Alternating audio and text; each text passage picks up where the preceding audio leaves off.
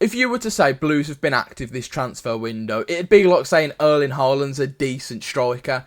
I mean, you're not wrong, but you are massively underselling it. Blues so far this season have made signing after signing after signing after signing after signing after signing after signing after signing. It goes on. We've spent million after... I'm not doing this. I'm not continuing this. But the point is, Blues aren't playing around in League One. We are building arguably a League One God squad. But how do you continue this? How do you continue on what we've already built? You just go and sign Jay Stansfield. Now, I shouldn't need to tell anyone who Jay Stansfield is. Jay Stansfield was our loanee striker last season who had a phenomenal season with the Blues. And truth be told, he's way too good for League One. Way too good. But Blues are in for him. So like I said, I shouldn't need to tell anyone who Jay Stansfield is or how good he is. But I'm going to anyway. But not only am I going to do that, I'm going to talk about how Jay Stansfield could fit in with Blues next season and the likeliness of it actually happening. So let's start with that one. Now, what are the chances of Jay Stansfield signing for Blues? Now, if you look online, there is loads of reports about that are kind of conflicting. Some people saying personal terms have been agreed with Jay. I've seen somewhere that he'd undergone a medical already, which I don't believe. But then there's people saying Blues have already agreed a fee of 8 to 10 million with Fulham.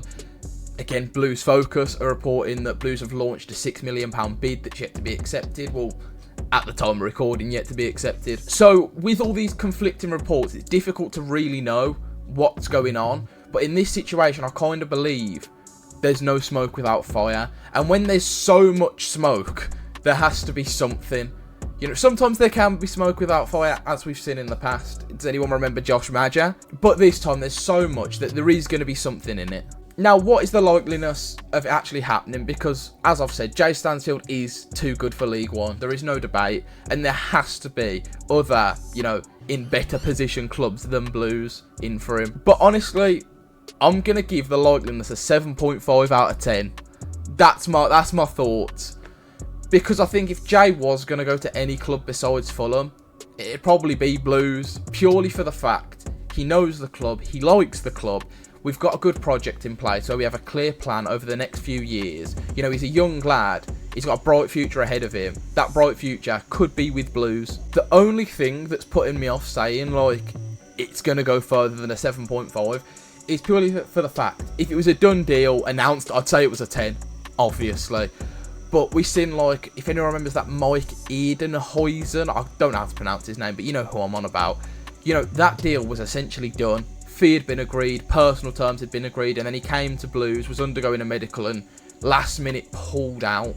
So things can change like that. This could be one of them, but I don't think it will be. I do think he'll sign. I think he's more likely to sign than not, but I'm not willing to say, yeah, it is going to happen definitively.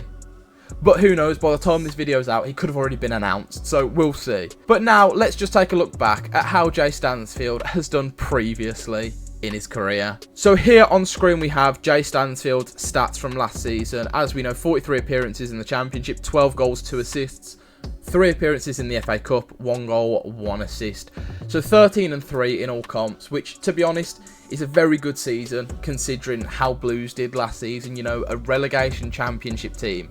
To be netting double figures, it is impressive, especially, what is he, 21? He might have just turned 22, but he was 21 last season, so yeah, very impressive. But then let's also take a look back at his season before, if it'll ever load.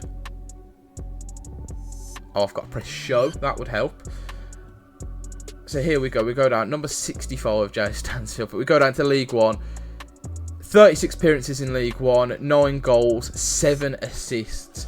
So as we can see, he is a versatile player. He can score goals, but he also can assist players as well. And again, this was League One 2 years ago. Imagine the sort of player he'd be now in League One, given the team that we have, you know, around him, the chances he'd be given. I honestly think we'd be looking at double the goals for sure. I think he could net about 20 goals, maybe more, and maybe double figures assists, you know, depending on how he's played, which we'll get onto, and how he's utilised.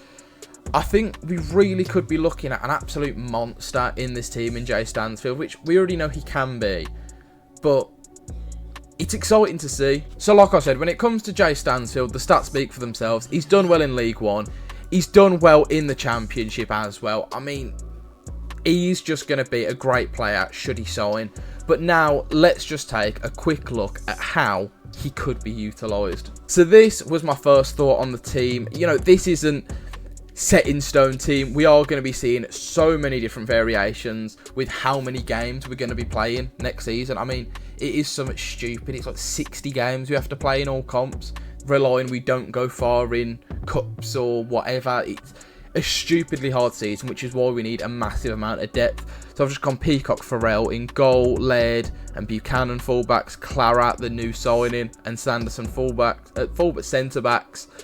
And then Bielik and Sung Ho kind of holding, but Sung Ho's not going to be holding, is he?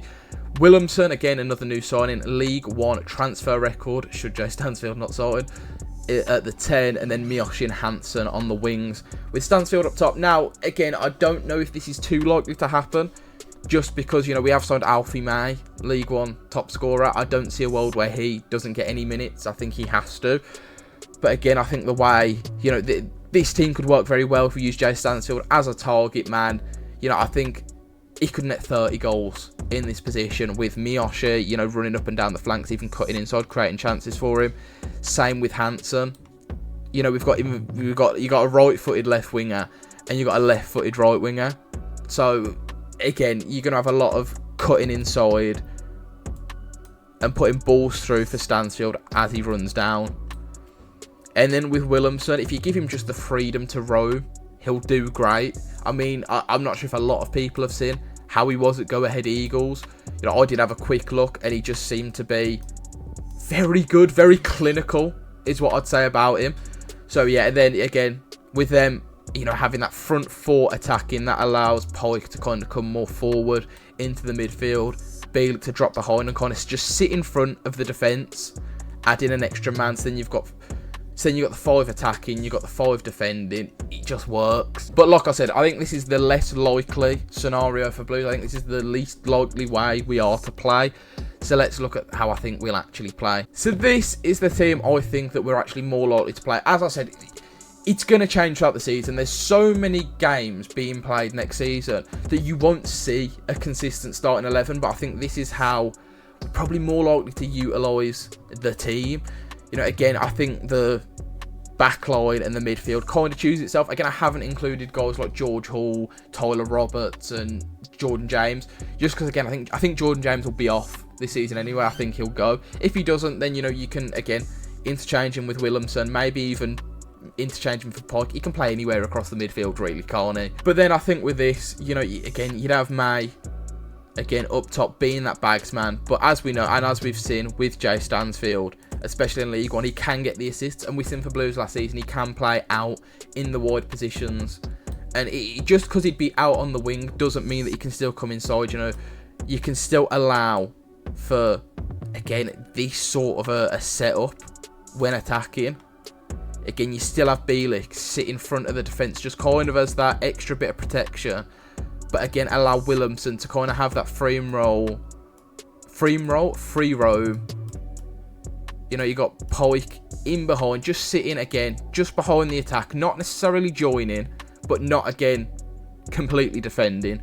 Just being there. You got Hansen as an attacking option. You got Williamson as an attacking option. Stansfield, who can come inside. May, who will already be up top. And again, these two will get so many goals and assists off each other next season. It will be ridiculous if they play together. Now, I have seen a lot of people talking about maybe playing with 2 strikers next season, and I imagine that'd look a little something like this if I just adjust the team.